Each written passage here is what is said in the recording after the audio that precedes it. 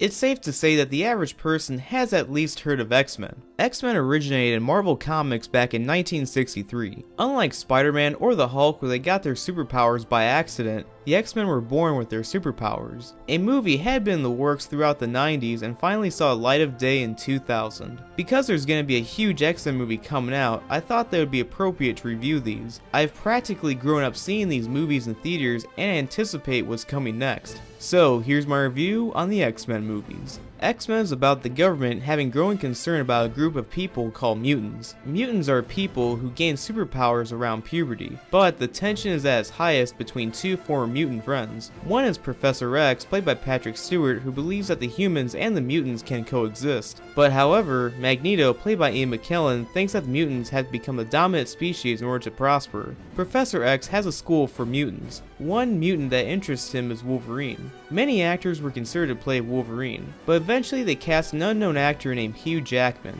The other X-Men in this one are Cyclops, played by James Marsden, Storm, played by Halle Berry, and Jean Grey, played by Famke Janssen. X-Men is definitely a solid and nice start to the longest reigning superhero franchise of all time. My favorite moments always have to involve Wolverine's claws. It's amazing seeing them for the first time because you believe those things are actually coming out of his hands. Then there's this scene.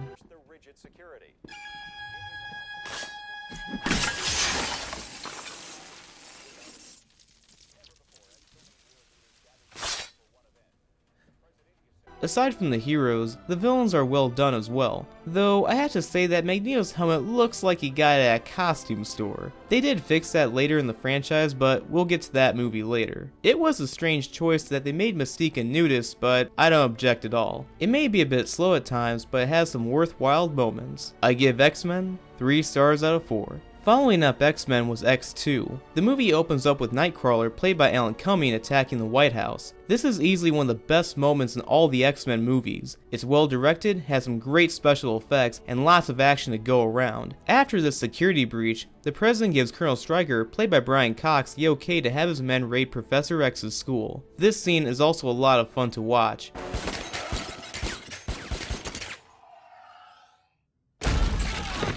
The X-Men now had to team up with Magneto to save the mutants that Colonel Stryker kidnapped. X2 is one of those rare movie sequels that's actually pretty good. It's got better special effects, cool action, and more mutants. The most noticeable one is Lady Deathstrike, played by Kelly Hu. She differs from Lady Deathstrike in the comics, but at least she gets a nice fight scene with Wolverine. But this movie isn't all action. There are some sad scenes and funny ones. I don't like uncomfortable silences. What are you doing? Still better than One Direction. I give X2 3 stars out of 4. Well, having 2 solid good movies, the series seemed promisable, but sadly that wasn't the case. Bryan Singer, who directed the first 2 movies, left the third one when he was offered to direct Superman Returns. Brett Ratner, who directed the Rush Hour movies, would fill in the gap for X-Men Last Stand. When a cure for mutants is discovered, Magneto wants to lead an uprising to destroy it. While this is going on, Jean Grey's split personality, the Phoenix, starts to take control. Let me just stop right here and tell you everything that's wrong with this movie. Let's first start off with the X-Men. The Phoenix was never a split personality. It was the guardian of the M-Cron crystal that possessed Jean's body. The only reason why Cyclops was killed off in this movie was because actor James Marsden didn't have much time to be on set. I know this may seem like a nitpick, but why does Storm's hair get shorter and shorter in every movie? You might be wondering, where's Nightcrawler? Well, they explain that in the video game. Are you kidding me? They only need one line of dialogue to explain that.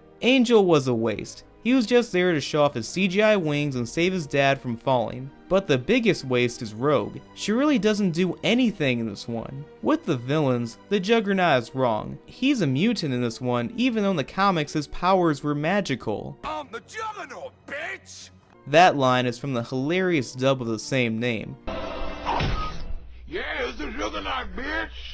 Finally, the characters who got butchered up the most were the Warlocks. It seems that Hollywood nowadays can't even get the ethnicities of their characters right. But the one scene that is the most flawed of any scenes of any movie is this bridge scene. First off, why does Magneto need to do something so complicated? Wouldn't it have been a lot easier just to put his army on several buses or a yacht? Second, how does this bridge hold up this whole time after he puts it down? Finally, how does it go from sundown to nighttime in a few seconds? But if I had to say something good about this one, it would have to be that I liked Beast. The makeup was impressive and Kelsey Grammer did a good job. In conclusion, X-Men Last Stand is a huge departure from the series. Not only is it the worst X-Men movie, but it's one of the worst comic book movies of all time. I give X-Men Last Stand 1 star out of 4. So stay tuned to part 2 where I talk about X-Men Origins Wolverine, X-Men First Class, and X-Men Days of Future Past.